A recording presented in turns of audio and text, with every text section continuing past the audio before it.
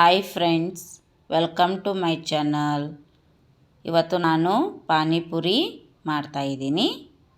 ಮೊದಲು ಮಿಕ್ಸಿ ಜಾರಿಗೆ ಕೊತ್ತಂಬರಿ, ಸ್ವಲ್ಪ ಪುದೀನ,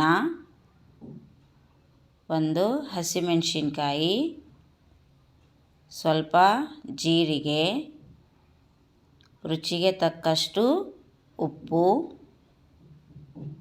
ಸ್ವಲ್ಪ ಹುಣಸೆ ಹಣ್ಣು. ಪ್ಲೀಸ್ ನನ್ನ ಚಾನಲನ್ನು ಸಬ್ಸ್ಕ್ರೈಬ್ ಮಾಡೋದನ್ನು ಮರಿಬೇಡಿ. ಪಕ್ಕದಲ್ಲಿರುವ ಬೆಲ್ ಐಕನನ್ನು ಕೂಡ ಪ್ರೆಸ್ ಮಾಡೋದನ್ನು ಮರಿಬೇಡಿ. ಈಗ ಇದಕ್ಕೆ ಸ್ವಲ್ಪ ಬೆಲ್ಲ, ಈಗ ಸ್ವಲ್ಪ ನೀರು ಹಾಕ್ಕೊಂಡು ನುಣ್ಣಗೆ ರುಬ್ಕೋಬೇಕು.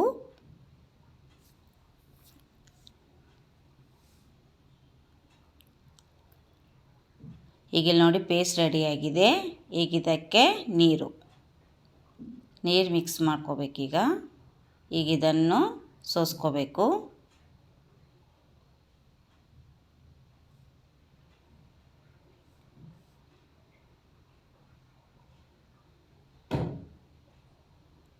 ಈಗ ಪಾನಿ ರೆಡಿ.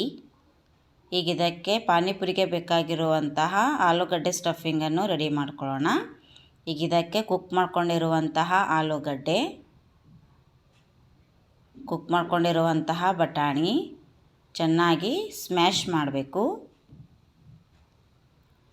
ಈಗ ನೋಡಿದ್ದು ಸ್ಮ್ಯಾಶ್ ಆಗಿದೆ. ಈಗ ಇದಕ್ಕೆ ಸ್ವಲ್ಪ ಉಪ್ಪು, ಸ್ವಲ್ಪ ಖಾರ ಚೆನ್ನಾಗಿ ಮಿಕ್ಸ್ ಮಾಡಬೇಕು. ಈಗ ಇದು ರೆಡಿಯಾಗಿದೆ. ಈಗ ಇಲ್ಲಿ ನಾನು ರೆಡಿಮೇಡ್ ಪಾನಿಪುರಿಯನ್ನು ಫ್ರೈ ಮಾಡ್ಕೋತಾ ಇದ್ದೀನಿ.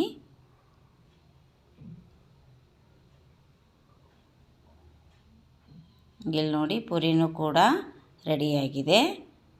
ಪಾನಿ ರೆಡಿ ಇದೆ, ಸ್ಟಫಿಂಗ್ ರೆಡಿ ಇದೆ. ಸಣ್ಣಗೆ ಕಟ್ ಮಾಡ್ಕೊಂಡಿರುವಂಥ ಈರುಳ್ಳಿಯನ್ನು ಕೂಡ ತಗೊಂಡು ಹೀಗೆ ಸ್ಟಫ್ ಮಾಡಿಕೊಂಡು ತಿಂದರೆ ಪಾನಿಪುರಿ ಚೆನ್ನಾಗಿರುತ್ತೆ. ಈ ವಿಡಿಯೋ ನಿಮಗೆ ಇಷ್ಟವಾದಲ್ಲಿ ಲೈಕ್ ಮತ್ತು ಸಬ್ಸ್ಕ್ರೈಬ್ ಮಾಡೋದನ್ನು ಮರಿಬೇಡಿ.